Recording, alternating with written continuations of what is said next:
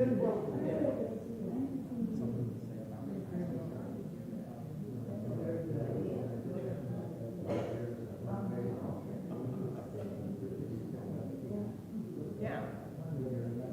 Yeah.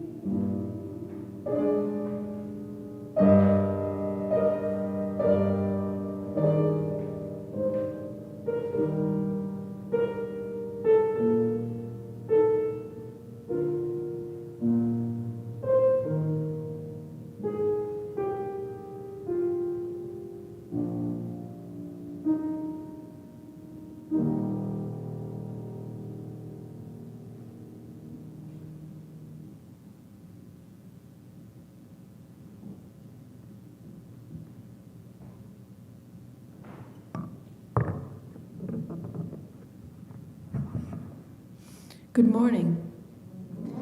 Welcome to the Unitarian Universalists of Southold, formerly the First Universalist Church of Southold. Whoever you are, wherever you come from, whomever you love, we welcome you. Today we are gathering on the traditional lands of the Ammonhansek Nation. My name is Virginia Cava, and I am a member of this congregation.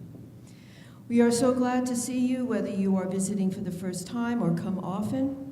If you are not on our mailing or email list, please sign our guest book on the welcome desk as you enter from the parking lot.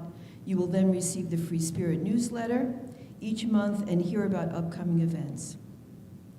Copies of the newsletter are on the action table to the left as you enter behind me. Please like us on YouTube, Unitarian Universalists of Southold YouTube.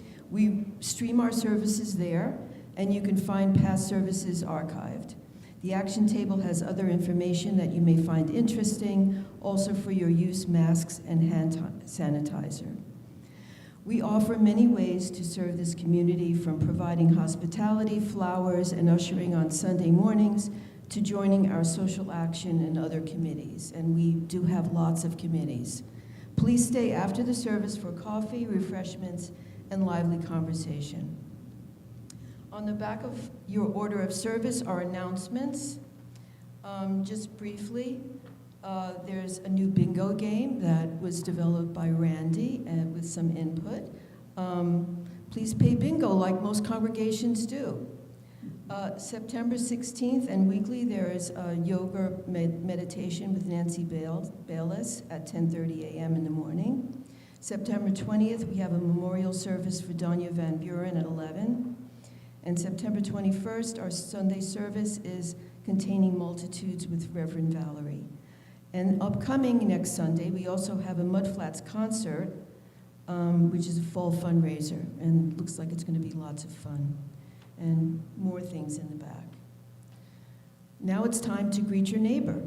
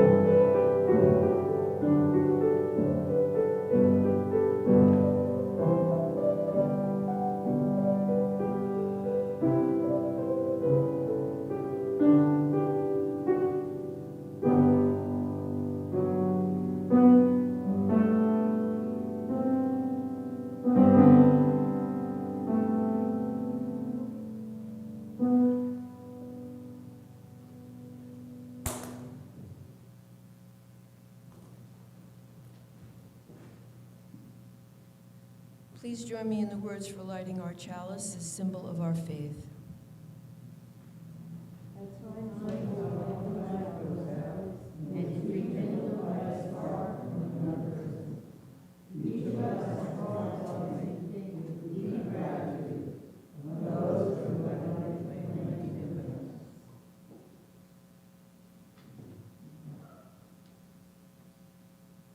Our opening words are those of Marjorie Montgomery. Life is a gift for which we are grateful. We gather in community to celebrate the glories and the mysteries of this great gift. Our opening hymn is number 52, In Sweet Fields of Autumn.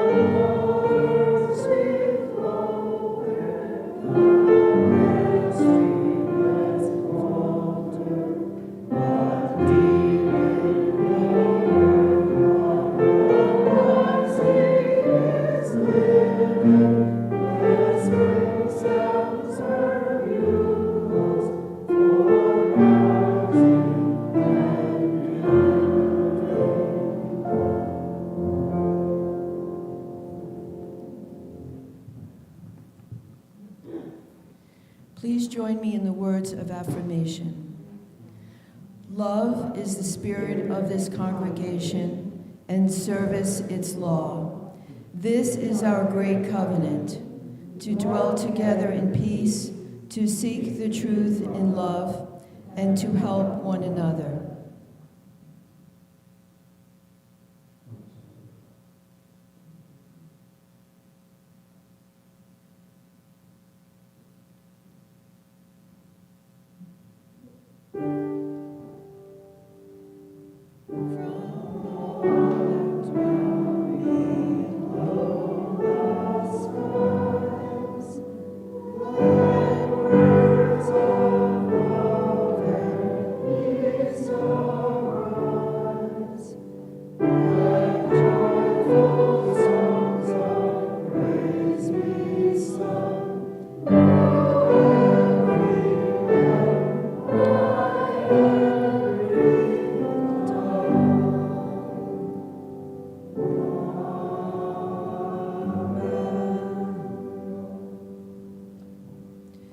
Now is the time we accept the offering to continue the work of this congregation.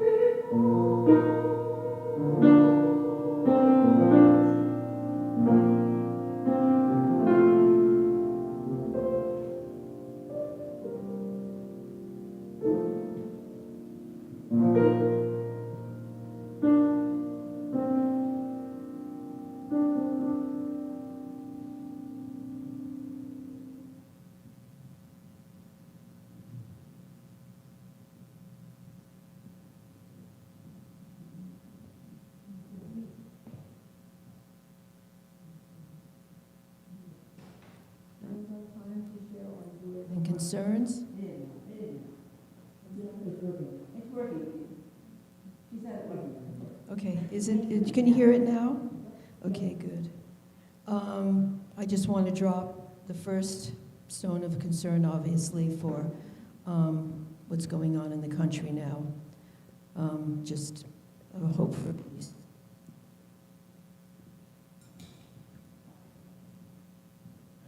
I have two. One, yesterday at the retreat, it was lovely to see Brian, thank you, Brian McManus. It was great to see him.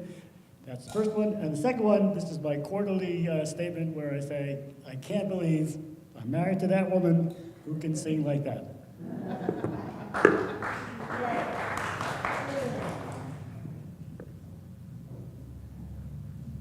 First, I have two announcements.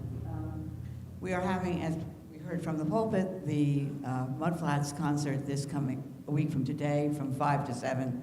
I've been conferring with the manager and leader. They're very excited about putting on a very special program for us. They're even including some new pieces that they've written themselves. They're incredibly popular, and they play everywhere, so they want to make sure they're sharing new music with us. For that occasion, we do need people to bring snacks, because the $35 admission fee includes refreshments. So you need snacks, small hand things. No major. Huge. Also, I would like to remind people that we are going to be helping Donya's family with the reception. She's bringing, Diana's bringing the food, the daughters, but we need to be here to help set up and clean up. So I appreciate people my joy is that I went to an amazing concert last night at the North Fork Arts Center. It was amazing. Brilliant compositions played by incredible musicians. And my sorrow always is when I go there that my brother, who was an integral part of bringing the arts out here, is not alive to enjoy it. But I did. Oh, no, I'm sorry,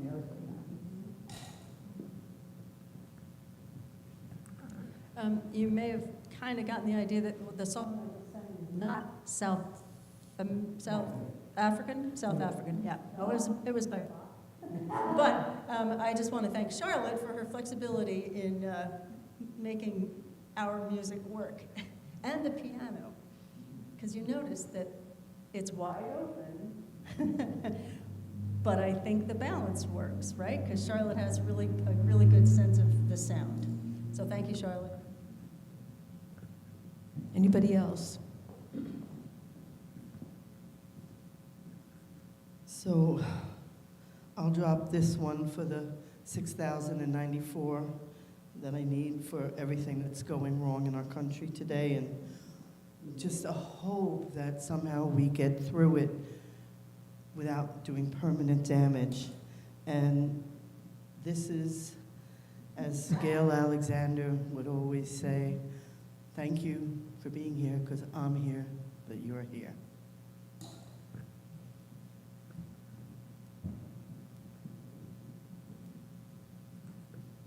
I have a confession to make. I was dreading coming to the retreat yesterday. I wasn't sure that I had anything to offer. I thought, oh great, 6 hours inside, could be a nice day. But my appreciation is for Erin and the way that she ran the retreat. It was, unlike so many conferences and professional things that I've gone to, she made it very enjoyable, and I think people felt free to share the way they really felt. I sometimes felt I overshared, but it was all good. So thank you, Erin.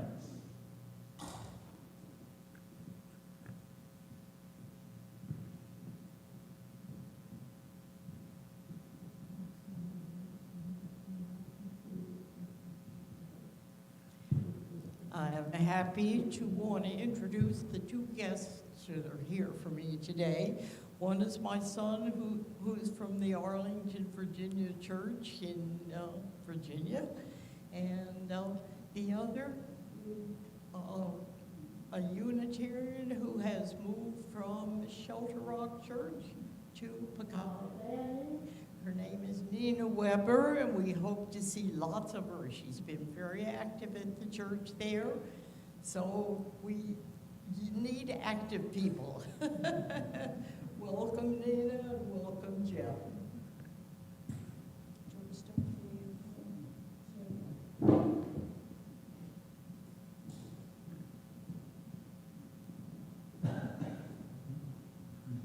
Thank you. This is a stone for some work that we did, I think, that has improved the sound quality here. So that's for that. And I wanted to tell you how much I like the sound of this piano. As a piano tuner, I think this is the best piano on the east end of Long Island, and I tune almost all of them. So it's got a lot of nuance, and Charlotte has great control. She can do anything with it. So, and I hope Charlotte will be able to play as long as she wants here, and we can make that happen. Thank you.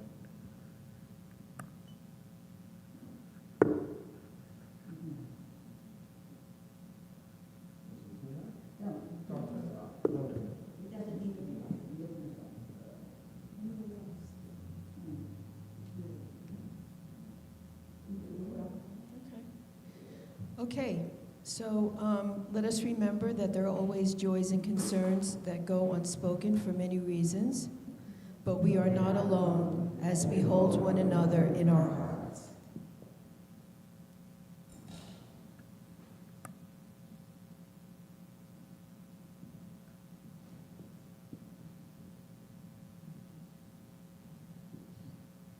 Today's prayer is the words of Thich Nhat Hanh.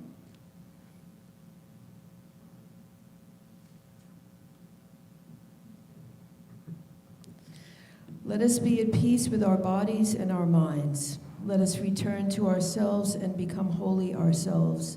Let us be aware of the source of being common to us all and to all living things.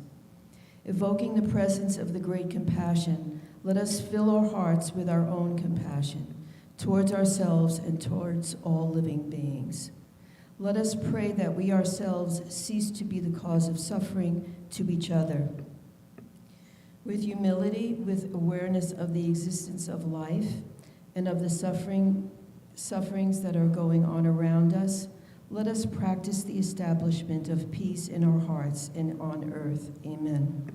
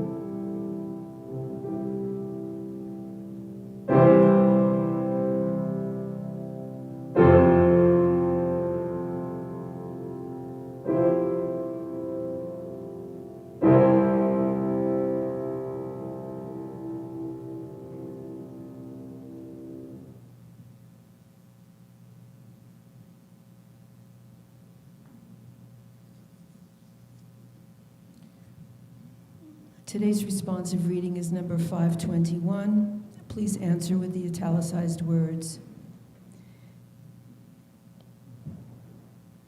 May I be no one's enemy, and may I be the friend of that which is eternal and abides.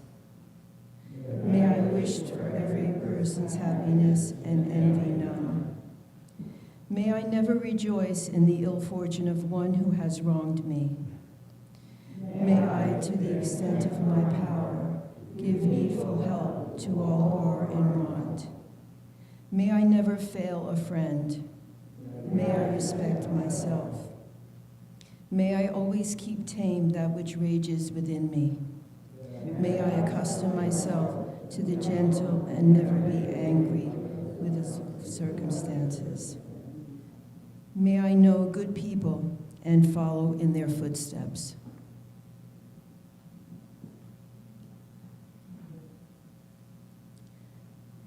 Today's reflection and our guest is Michelle Schwartz. She's a neighbor and a friend, and I'm really honored that she's here to talk about her experiences. Welcome, Michelle. Good morning. Good morning. So there was an article that was passed out. David French, New York Times writer with a Christian orientation, did a really nice kind of introductory article bringing up some of the issues that we talk about around end-of-life decision-making. Because I could not stop for death, he kindly stopped for me. The carriage held but just ourselves and immortality. I'm going to tell you a bit about myself and my experiences so we can frame the conversation. I'm a nurse. I'm a bioethicist, which means over the years, since the mid-70s, I've sat in on a lot of case reviews on both end of life, beginning of life, use of technology, withdrawal of life support, extension of life support, and the range of things over the years. It's a year ago this month that I took my sister to Switzerland for a voluntary assisted death. And I want to talk a little bit about that experience with you. So my sister had a very chaotic life. She suffered from mental illness most of her life, but you know, there were ups and there were downs. So she was diagnosed with Alzheimer's at the age of 68. And she made me promise her that she would not end up in a nursing home. And I made that promise to her. And that's when our journey began. So I began the research of finding out what options were for voluntary assisted deaths around the world, actually. I'll talk a little bit later about the States and other countries. But we did end up going to Switzerland. There are 2 or 3 organizations there that deal with international clients or patients. We went to Pegasus. And the process started by putting together a comprehensive paperwork packet. So it was the usual medical diagnosis, medications, history, and all that. But what was really interesting is they had her write a biography of her life. And, you know, my sister loved an audience always, and it wasn't sad. It was very upbeat, it was very poignant. And so we put the packet together, and over the next 2 years, whenever she would have a bad day or think she was really ready, we would have a conversation, and I put it off for, you know, as long as I thought I could, just kind of pointing out, as we all do, the small joys. You can still go out, you can take a walk, you can play with your cats, you can garden. Her world got smaller.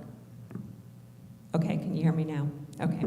Her world got smaller, but had what I perceived as value. And we all know value is a very subjective thing. So time went on, and she said she was ready. And a friend of hers called me and said, you know what, she's ready. She had plateaued for a long time, and things were getting worse. And so she chose 2 friends to go with her. She took her teddy bear, since she's had since she was a child. I called this teddy bear Chucky because if you'd seen the patches and what this thing looked like, it was kind of frightening, but it brought her great comfort. And Chuck and I went, and interestingly, it was very important for her at this point to have a rabbi. We're Jewish, of the Jewish faith, to have a rabbi. She was never especially religious or spiritual, but we all know that when the time comes, there's some kind of spiritual connection we're looking for. So the 5 of us packed up and went to Switzerland. Over the 2 years, she had discussions with the counselor there. They're very lovely and very responsive, and they will always pick up a phone and have a conversation. If you're ready and you say you want to go and then you change your mind, it's a very fluid process, so that's important to know. So we all packed up and we went to Switzerland, and we spent a day and a half there, just kind of celebrating her life and reminiscing, a lot of laughing, some crying. And then it came time to go to the clinic. And we got the call, we went to the clinic. It was, I should say before we went to the clinic, the counselor came to our Airbnb and spoke with her. And then the nurse came, who was going to do the procedure, came to the Airbnb and spoke with her and spoke with all of us. Did we have any questions? The thing about my sister, she was unwavering, which in a sense made it easier. She was unequivocal, and this was her time, and she was ready, which was really brave. So we go to the clinic. It's a lovely outpatient clinic, and there's a lot more paperwork to do. And just an aside, so my sister loved chocolate, and this was Switzerland. And there on the table was a giant bowl of Lindt truffles. She was popping those things like M&Ms. We were like hysterical. Anyway, we filled out the paperwork, and she went into the back, and they started the IV. She was in a bed, and we all went back there, and we spent a good deal of time still chatting and talking and kind of saying what we needed to say. And then the nurse came in and said it was time.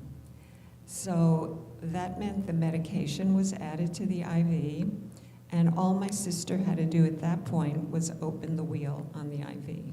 And that is a requirement in most countries, and I'll talk about that a little bit later, that you have to be able to, in some way, self-administer the medication. You also, at this point, need to understand, give permission, because one of the papers you sign at the clinic is the prescription giving permission for the nurse to go to the pharmacy and pick up the medication. So this is a very conscious process, and you can support and you can help. So the medication was added, we were talking, she opened the IV, she kind of stopped mid-sentence and closed her eyes. That was it. And we sat there for a few minutes, and, and she passed. And get emotional, but I can tell you, because I've dealt with death a lot, I can tell you the exact moment that the soul leaves the body. If any of you have seen it, you kind of know it. Anyway, we all kind of had a farewell dinner, said our goodbyes, and went our separate ways. And I should say, part of the process there, very interestingly, the police come. They fill out a police report. It's very standard. The coroner comes, fills out the report.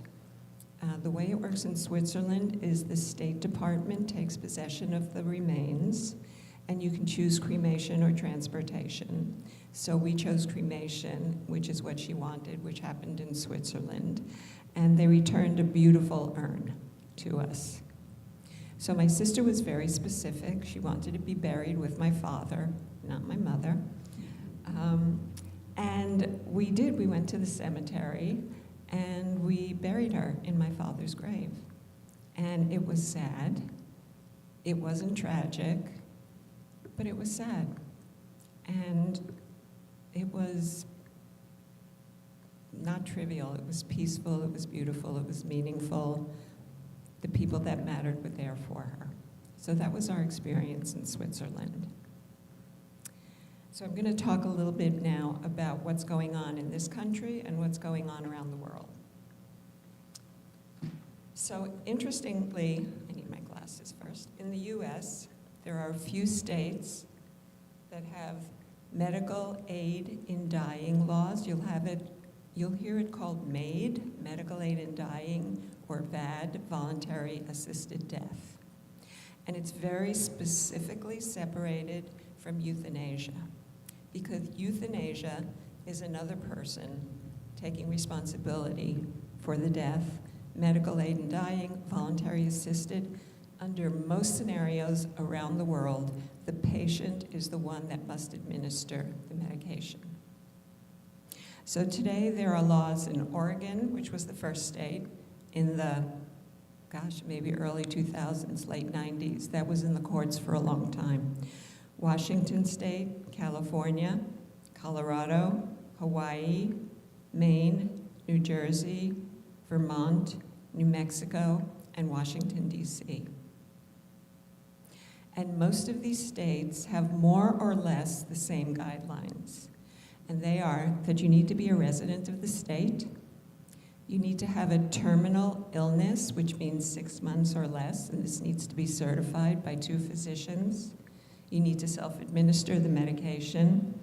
You need 2 oral requests, 15 days apart, and then 1 written request. And you have to have the attending and consulting physician, again, certify that you have decision-making capacity, and this is of your own accord, not under coercion. And then these states report to the state agencies. Now, for many of us, we know that this kind of procedure or this action is taken outside of these states and outside of the law by, I don't know, I'll call them merciful physicians, people who have been in community for a long time, but it is against the law in most states in this country. Now, the countries are rather interesting. So Canada, and I'll talk a little bit about that, the Netherlands, Belgium, Switzerland, Australia, various states, Colombia, Luxembourg, Germany, very interesting, Spain, Austria, New Zealand, and Portugal. And for the countries abroad, the guidelines are a little different. So they don't talk about terminal illness. What they talk about is the patient is experiencing unbearable suffering. Again, a subjective experience. Unbearable suffering. Physical suffering, mental suffering, emotional suffering. It has to be voluntary and well considered, non-coerced. The patient has to be conscious and able to act. And there is no need for an explicit terminal diagnosis. So that's what's kind of going on worldwide. I read, actually that article I gave you refers to an article in The Atlantic. I think it's called Canadians Are Killing Themselves. It was in 2025, I forget which month it is, but if you'd like to read something with a lot more detail, I actually read it. I was a little bit shocked. I hadn't read something that explicit. It talks about the Canadian experience. Now, in Canada to date, there have been 60,000 voluntary assisted deaths. 1 in 7 deaths in Canada is voluntary assisted death. No other country is having this particular experience. So Canada legalized the procedure in 2016. And much like the United States, it began as a practice for gravely ill and terminal patients. And then it moved to patients who were suffering. And then it is moving to patients with emotional distress, and they're talking about minors. And by minors, we mean older teenagers. They're looking at a framework for legislation around this. The other thing they're doing, actually in Quebec, actively, is they're putting together legislation to address dementia, which nobody else addresses. because you see in all these criteria, you have to have decision-making capacity and be able to act. So what they're looking at in Quebec is a person can set a threshold, a person with dementia can set a threshold at which they no longer want to carry on. And at that point, with family input, the death can be facilitated. Dementia is a very tricky one for, those of us who have experienced people with dementia. Dementia can go many, many ways. I've seen it, we've all seen it. And I think what struck me most, I'll just say personally over the years, is, I've seen a lot of people with dementia, and it's very painful to watch them go through that. And then sometimes, not always, it gets to a point where they're not struggling as much. They're not who they were. They are someone else, and they lead a different kind of life, different from the person you knew, but ostensibly not, they don't seem to be suffering. And then it can go in all different directions. So this is a really interesting thing. This is a 15-minute conversation. It requires at least 15 hours. There is a obstetrician, and I thought a lot about this in Canada, who actually alludes to death. She says, death and birth are the two most important days in our lives. I facilitate deliveries and I facilitate exits. And she kind of conceives of these as deliveries. So the mindset in Canada is changing quite a bit. They value patient autonomy a lot. I don't know, it's an experiment, and this will be evolving throughout the world and throughout our country, and it's a very interesting issue. Open it up, comments, questions?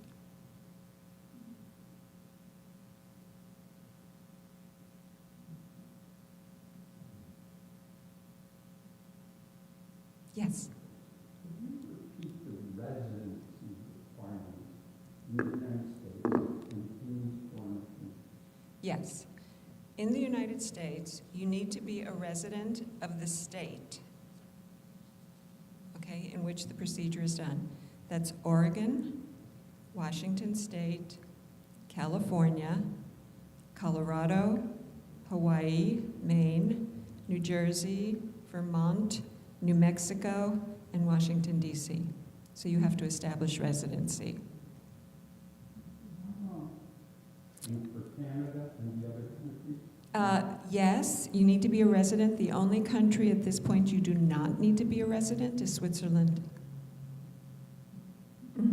How long? I don't know. Different states have different residency requirements. 2 years, 18 months, I don't know.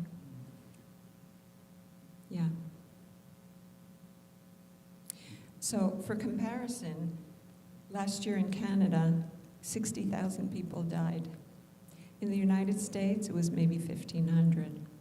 Now, of course, we only have very few states at this point, and those are only the ones that are reported. So we can see worldwide, this is a movement that's taking shape, carrying weight, moving forward. I guess as people are living longer, they have different thoughts about death. The other thing David French points out, I'll just say, is he lives in a community. He's a Christian and lives in a very tight Christian community. And in the article, he talks about being in community, the meaning of suffering in that it brings people to community. You are fortunate to be in community, but we know many, many people are not. So does social isolation play a role in this? Yes. Finances? Yes. Inadequacy of medical care, lack of access to medical care and pain control? Yes. There's a lot going on. Do you have a question? I was just thinking that I have been involved in hospice care at home, and with close with many people, on a team, with the expectation, with my husband, with my brother. And I remember something that happened when my husband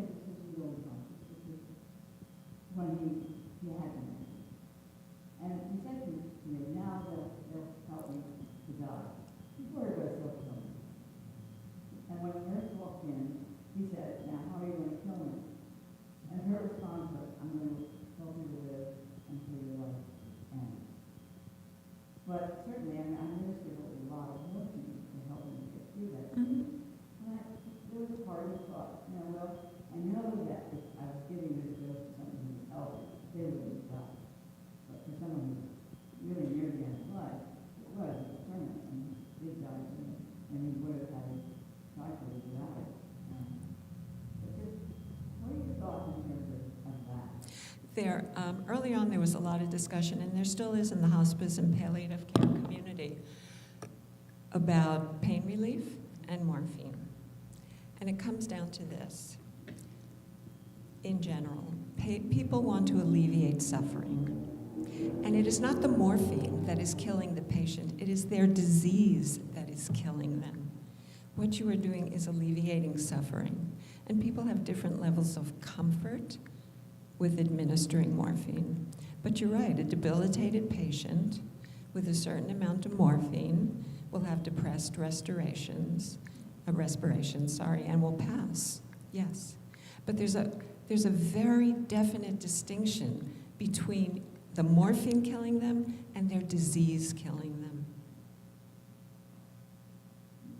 Sadly, my niece was with my brother at home with life and was administering her mother got very upset because he wasn't waking up. And turned to the door and said, she came to me in tears and I gave it. And I told him to do it. And he was doing it. Right. And he was scared, terrible. But he didn't want to die. He was telling the truth. And he had ALS. So I think that did come to her. That did make me think about all people I've encouraged to go to school because of what we do. Someone else had a comment or question? Yeah. I don't know if this is relevant to what you're saying, but I'm wondering if there's a comparison on numbers of people who use assisted medicine to commit suicide. I haven't looked at that. I haven't looked at that. First of all, is there a microphone for speakers so that all of us can hear? Secondly, in New York State, there's something called the MOLST form, MOLST. Yes, Has to do with various options that we have. yes, Would you talk a Yes. little about that? yes. That's in terms of end-of-life decision-making. You can stipulate certain treatments that you will or won't accept under certain conditions.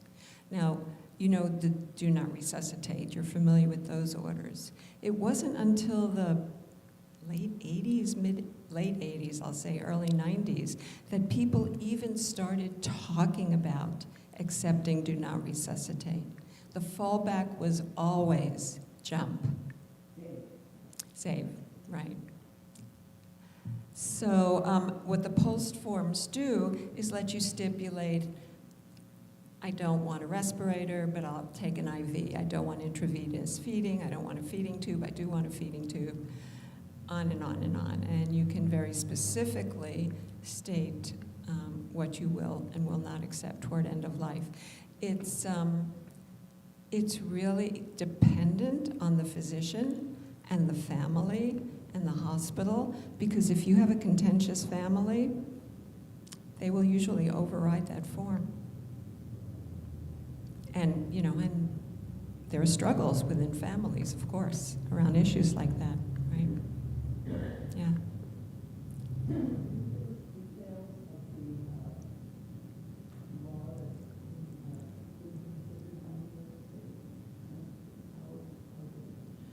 Yes, it hasn't been written yet, but the framework is going something like this. That if a person is not even diagnosed in your life, you can stipulate in writing, if you develop dementia and you get to this point, whatever that point is for you, recognizing family, being able to go for walks, whatever gives you pleasure and meaning in your life, when you can no longer do that, that's the point at which you would like to terminate your life. And then usually a family member, the document signed, written, the family member will make the call and said, this person has reached that point and here is the document. And that's what they're looking at.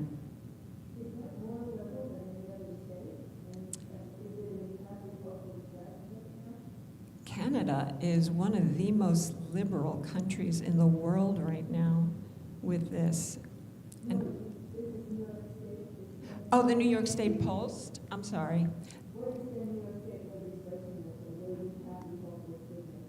Oh, you know what? I'm not sure. I'm not up on it. I know there is an existing Post form. I don't know if there's a medical aid in dying on the table right now. I usually, I think I would see it in the paper because I usually read, a lot of papers. But all the states have this Post form or this form where you can stipulate the level of treatment you'll accept at different points near the end of your life. Yeah. Any other questions? Thank you.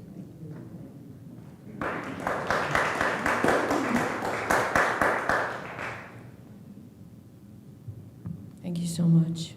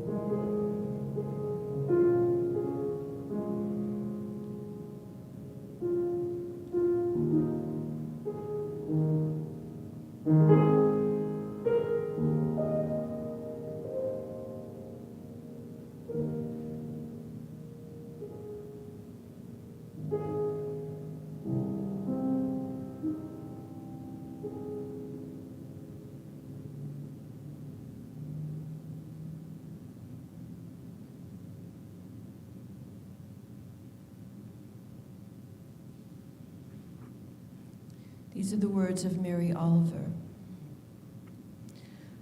Look, the trees are turning their own bodies into pillars of light, are giving off the rich fragrance of cinnamon and fulfillment. The long tapers of cattails are bursting and floating away over the blue shoulders of the ponds. And every pond, no matter what its name, is nameless now.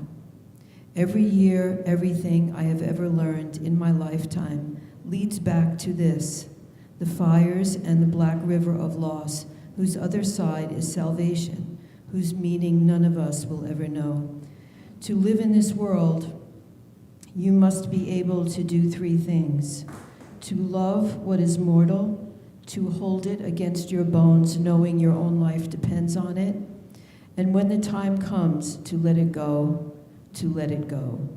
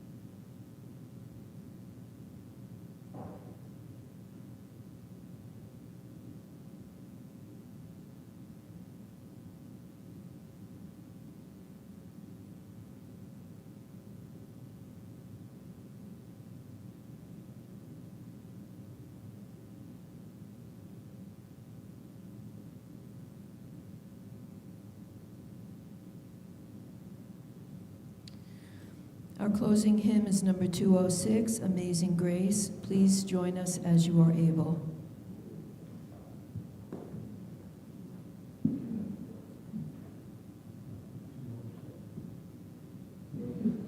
morning, everyone. I've been so inspired by our speaker that if you will be kind enough to let me talk about the next hymn. It's incredible how music has something to do with lives and history. So the hymn we're going to sing, Amazing Grace. In the year 1772, there was this man called John Newton, and he had a ship that was driving people back and forth and back and forth. And years later, after he was doing that, he found he was carrying slaves. And he didn't know that. He didn't know that made him ill that he was doing this. And he had this feeling of repentance. And so he had to write a piece that showed how he felt with his language. And that's what I'm going to play now.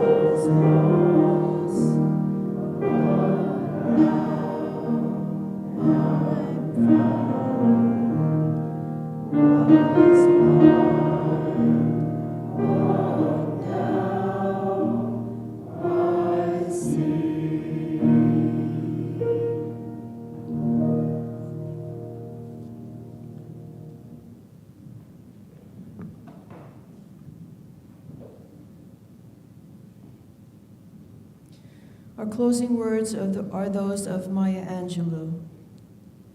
Life is not measured by the number of breaths we take, but by the moments that take our breaths away.